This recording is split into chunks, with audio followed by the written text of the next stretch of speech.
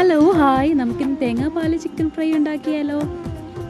എരിവിനാവശ്യമുള്ള പച്ചമുളകും ഇഞ്ചിയും വെളുത്തുള്ളിയും കൂടെ ഒന്ന് ചതച്ചിട്ട് നമ്മുടെ ചിക്കനിലേക്ക് ചേർത്ത് കൊടുക്കാം. കുറച്ച് ഉപ്പും കുറച്ച് മഞ്ഞൾപ്പൊടിയും കുറച്ച് ഗരം മസാലയും കൂടി ചേർത്തിട്ട് നന്നായിട്ടൊന്ന് മിക്സ് ചെയ്തിട്ട് നമുക്ക് 5 മിനിറ്റ്സ് ഒന്ന് ഫ്രിഡ്ജിൽ വെച്ചേക്കാം.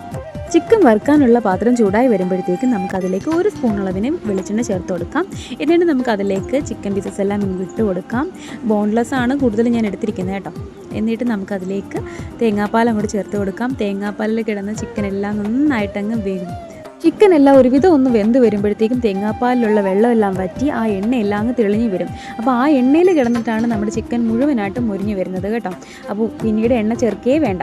ഇനി നമുക്ക് ലാസ്റ്റായിട്ട് കുറച്ച് കുരുമുളക് പൊടിയും കുറച്ച് മസാലപ്പൊടിയും കുറച്ച് കറിവേപ്പിലയും കൂടി ചേർത്തിട്ട് നമുക്ക് വറുത്ത് ഒരുങ്ങിയെടുക്കാം. ലോ ഫ്ലെയിമിലാണ് നമ്മളിതെല്ലാം വറുത്തെടുത്തത്. അപ്പോൾ അടിപൊളിയായിട്ടുള്ള ടേസ്റ്റി ആയിട്ടുള്ള ചിക്കൻ ഫ്രൈ റെഡിയാണേ. ട്രൈ ചെയ്ത് നോക്കൂ. എന്നാൽ പിന്നെ ഓക്കെ, ബൈ.